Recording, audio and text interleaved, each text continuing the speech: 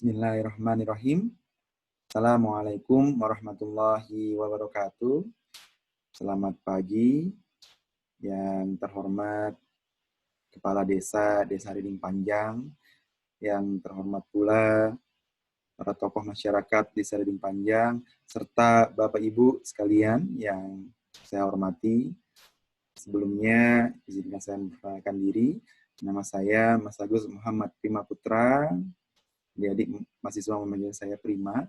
Saya adalah staf dosen pengajar pada Departemen Perikanan, Fakultas Pertanian, Universitas Gadjah Mada, yang pada kesempatan ini juga sebagai dosen pembimbing lapangan kegiatan KKN PPM UGM di Desa Riding Panjang, Kecamatan Merawang, Provinsi Bangka Belitung.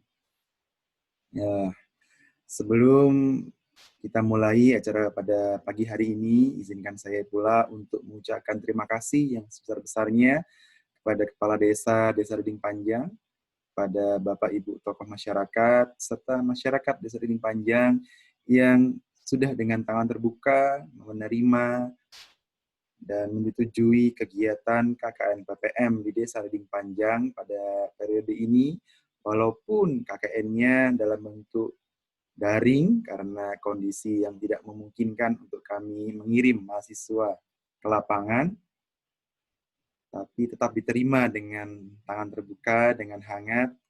Saya mewakili UGM mengucapkan terima kasih yang sebesar-besarnya.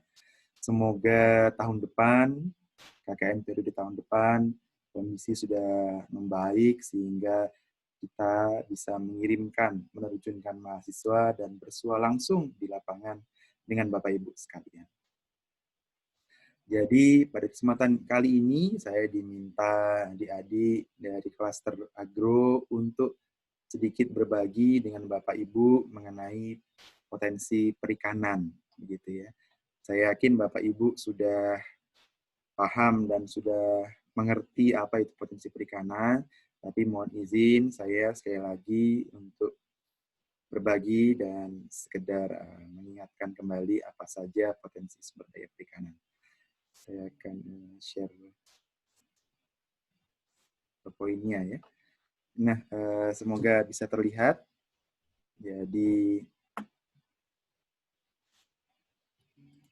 ya, pada kesempatan ini saya sedikit ya berbagi mengenai potensi sumber daya perikanan sebagai sumber gizi masyarakat. Nah, kita mulai dengan pengertian apa itu sumber daya perikanan, gitu ya.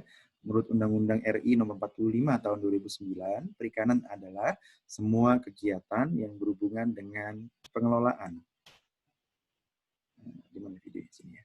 Pengelolaan, pemanfaatan sumber daya ikan dan lingkungannya, mulai dari praproduksi, produksi, pengolahan sampai dengan pemasaran, yang dilaksanakan dalam satu sistem bisnis perikanan, gitu ya. Nah, sifat-sifat sumber daya ikan ini berbeda dengan peternakan dan pertanian ya. Bahwa perikanan, khususnya perikanan tangkap adalah common properties atau milik umum. Saya dengar dari adik-adik Desa Riding Panjang ini sangat dekat ya dengan laut begitu ya. Nah, laut itu adalah common properties atau milik bersama. Tidak ada yang bisa memetak-metak ya, tidak ada yang bisa mengakui itu miliknya karena laut itu adalah milik umum atau common properties. Berbeda dengan perikanan budidaya, jadi kalau budidaya itu adalah milik pribadi. Jadi jangan sampai kita mancing di kolam tetangga tanpa izin ya, karena akan bisa diteriaki maling nanti ya. Mohon maaf ya. Yang kedua, sifat dari sumber daya ikan adalah budidayanya berdasarkan volume. Nah, ini untuk yang budidaya tentunya ya. Jadi berbeda dengan peternakan pertanian yang hanya luas begitu ya. Nah, sumber daya ikan itu bisa dibudidayakan dengan volume, ada kedalaman ya, meter kubik begitu ya. Kalau lele 1 meter kubik bisa 1 kintal ya, 100 kilo produksinya. Saya kira tidak ada pertanian ternakan yang bisa menyamai itu. Yang ketiga adalah halal ya. Seperti yang kita ketahui, ikan dan produk perikanan yang lain walaupun mati sebelum disembelih halal dan sehat untuk dimakan. Tentunya jika tidak ada penyakit ya, sehat tadi ya. Nah, yang keempat adalah varietasnya sangat banyak. Nah, tidak bisa dibandingkan dengan pertanian dan peternakan ya. Ikan itu varietasnya banyak sekali di laut ya. Saya kira kalau bandingkan dengan kambing atau ayam, saya kira tidak banyak varietasnya, gitu ya. Kemudian yang selanjutnya adalah mungkin dua kelemahan dari sumber daya perikanan, yaitu yang pertama adalah mudah rusak. Jadi karena kandungan air yang tinggi, nah sumber daya perikanan ini mudah rusak, nah, sehingga kita tahu ya bahwa bagaimana caranya untuk menjaga kesegaran ikan adalah dengan menggunakan es ya, atau dengan menjaga suhu ikan tetap dingin. Jangan menggunakan bahan-bahan tambahan berbahaya seperti formalin, ya, karena akan berbahaya bagi yang mengkonsumsi. Jadi cukup dengan es, gitu ya. Saya kira akan memperpanjang umur simpan. Yang terakhir adalah bau amis. Ini mungkin ada beberapa orang ya yang tidak suka dengan bau amis ikan. Tapi kalau itu diolah dengan baik ya, dengan dibuat gulai misalkan gitu, atau dibakar gitu ya, dengan bumbu yang kuat, saya kira bau amisnya akan hilang. Nah, sumber daya ikan di Indonesia itu sangat banyak gitu ya, karena kita adalah negara kepulauan. Wilayah perairan kita 5,8 juta kilometer, dan komoditas unggulan kita sangat banyak ya, yang di laut ada rumput laut, ada ikan tuna gitu yang kita ekspor ke Jepang, ada udang gitu ya, ada kepiting dan rajungan. Ini sumber daya ikan yang ada di laut. Gitu ya. Nah, saya akan sharing sedikit mengenai ikan dan kandungan gizinya. Saya yakin juga Bapak Ibu sudah mengetahui bahwa ikan itu memiliki kandungan gizi yang sangat baik, ya. Memiliki kandungan protein yang tinggi, begitu yang saya kira bisa menggantikan ya protein yang dari ayam maupun daging. Ya. Dan yang utama saya kira yang tidak ada di ayam dan daging adalah kandungan asam lemak baik, omega 3. Ya. Yang menurut penelitian itu bisa mencerdaskan. Jadi sangat baik untuk dikonsumsi anak-anak, balita dan anak-anak gitu ya. Kita lihat di sini di bawah gitu ya. Omega 3 dari ikan itu bisa mencapai 210 jika kita bandingkan dengan ayam yang hanya 19, kambing 18, sapi 22. Ya, saya kira 20 kalinya begitu ya kandungan omega 3 dari ikan. Ikan kembung saya kira baik kandungan omega 3-nya. Ikan salmon juga baik. Tapi saya kira jarang ditemui di Indonesia ikan salmon, ya, kecuali impor gitu. Nah, pertama adalah protein. Ya. Ini protein itu fungsinya sangat banyak untuk tubuh, untuk perbaikan dan perawatan jaringan tubuh, sebagai sumber energi, hormon dan enzim, sebagai alat transport, gitu, darah, gitu ya, transport oksigen dan nutrisi, kemudian sebagai pembentuk antibodi. Nah, kalau kita bandingkan protein ikan, ini kita bandingkan salmon dan daging sapi begitu ya, kita lihat kandungannya ternyata jauh lebih baik ikan salmon dibanding dengan sapi gitu ya. Ikan sapi hanya menang di zat besi atau iron ya, karena memang daging merah. Kalau ikan itu adalah daging putih. Merah itu berasal dari besi ya, zat besi, sehingga memang sapi jauh lebih tinggi dibandingkan salmon. Tapi secara keseluruhan, bisa kita lihat yang warna hijau, lebih banyak ikan salmon. Ya. Sehingga ikan di sini bisa dikatakan lebih baik daripada daging. Nah, ini adalah konsumsi ikan masyarakat Indonesia. Yang tertinggi adalah lele, gitu ya. Kalau di Jogja banyak sekali pecel lele. Adik-adik mahasiswa KKN ini saya kira hobi ya makan lele, pecel lele karena murah, enak, dan bergizi. Mungkin kalau ikan-ikan laut ya, ikan kembung, ya, bandeng. Ini adalah ikan-ikan yang tingkat konsumsinya tertinggi di Indonesia. Nah, ini adalah kandungan protein dari ikan-ikan, gitu ya. Kandungan proteinnya saya kira hampir sama ya, berkisar antara 17, 18, 19, sampai 20% dari total kandungan gizinya.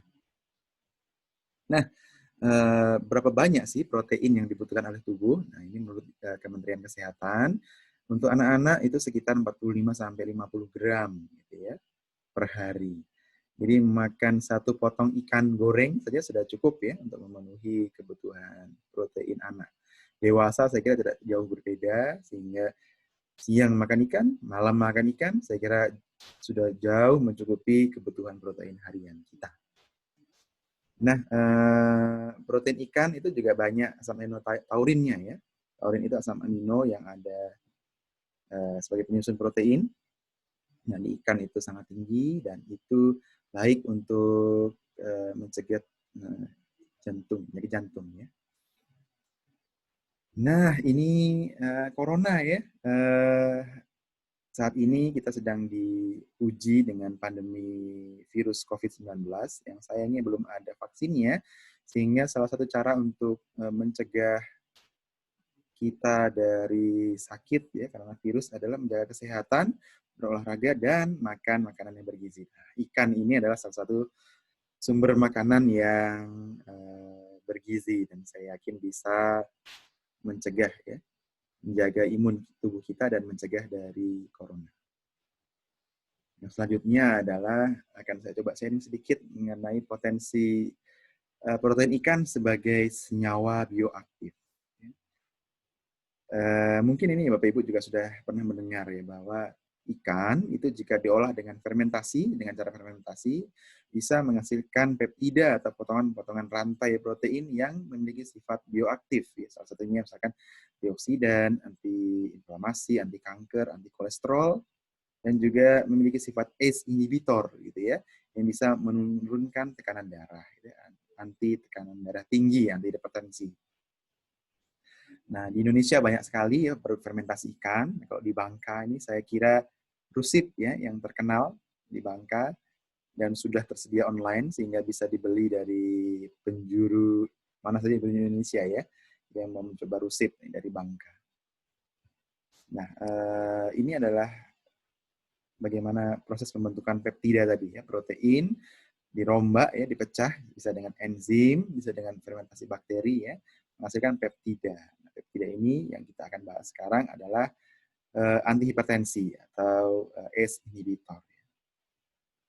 Ini adalah bagaimana ACE itu ya, ACE ini berperan dalam meningkatkan tekanan darah dan peptida bioaktif yang berasal dari produk fermentasi ikan itu bisa menghambat ACE tadi. Nah, ACE terhambat, tekanan darah tidak jadi tinggi, ya, normal gitu ya. Dan menariknya ACE ini sudah dijadikan obat. Ya, mungkin Bapak Ibu ada gitu tetangganya ya, bukan Bapak Ibu. Saya kira Bapak Ibu semua sehat gitu ya. Tetangga atau dari kampung sebelah yang mungkin mengkonsumsi obat-obatan untuk menjaga tekanan darah. Nah, itu obat-obatan yang saat ini beredar itu sebagian besar adalah ACE ya, menghambat aktivitas ACE. Dan itu ada di produk fermentasi ikan. Nah, ini contohnya ya, ACE yang ada di produk fermentasi ikan. Ini bekasam ya, di daerah lain. Nah, yang menarik adalah ACE ini memiliki efek baik bagi pasien dengan sakit COVID-19. Walaupun ya kita berharap saya, teman-teman KKN, adik-adik semua tidak ada yang terkena COVID begitu ya. Tapi menurut penelitian, bagi orang-orang yang terkena COVID-19, gitu ya, itu dapat menurunkan tingkat kefatalan ya dengan mengkonsumsi obat-obat ACE. Seperti yang Pak Ibu ketahui ya, COVID-19 ini bisa fatal ya, dengan adanya penyakit pembawa. Jadi misalkan ada diabetes, itu ada tekanan darah tinggi, nah itu jika terkena COVID-19 itu efeknya bisa lebih parah dibandingkan dengan orang sehat yang terkena COVID.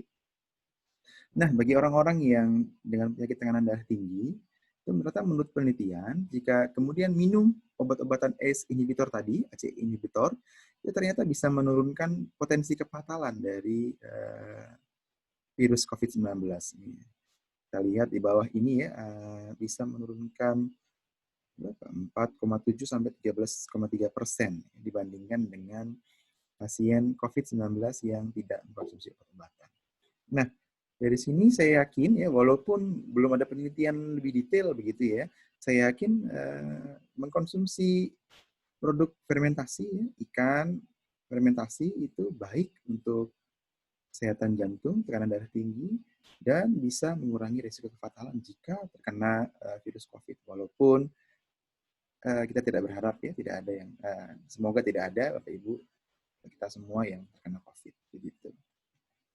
Itu beberapa potensi sumber daya perikanan, gitu ya. Nah, saya kira dari saya cukup sekian ya. Nanti ada bagian dari adik-adik mahasiswa yang akan juga sharing begitu di sini. Saya mohon maaf, ya ini adalah rekaman gitu ya. Saya tidak bisa mengikuti kegiatan ini secara online dan saya belum bisa menanggapi satu persatu pertanyaan, sehingga nanti jika ada pertanyaan, jika ada keingintahuan, Bapak Ibu bisa bertanya kepada adik-adik mahasiswa. Saya yakin adik-adik yang ikut di KKN ini sudah memiliki pengetahuan yang baik, mungkin jauh lebih baik dari saya, begitu, dan bisa menjawab keingintahuan Bapak Ibu sekalian. Oke, begitu sedikit sharing atau berbagi dari saya sebelum saya tutup. Sekali lagi saya mengucapkan terima kasih kepada Bapak Ibu sekalian atas bantuan, atas bimbingan, atas kerjasamanya dalam kegiatan KKN PTM ini. Walaupun daring, saya berharap apa yang adik-adik mahasiswa KKN bawa ke Desa Dinding Panjang bisa bermanfaat, bisa memberikan manfaat walaupun tidak banyak untuk Bapak Ibu sekalian. Semoga kita semua sehat selalu. Semoga sekali lagi tahun depan pandemi berlalu dan kita bisa bertatap muka, bersua, bersilaturahmi di Desa Dinding Panjang, Kecamatan Merawang, Provinsi Bangka Belitung. Baik, saya tutup sedikit yang dari saya. Mohon maaf jika ada kekurangan atau kekeliruan. Assalamualaikum warahmatullahi wabarakatuh. Selamat pagi.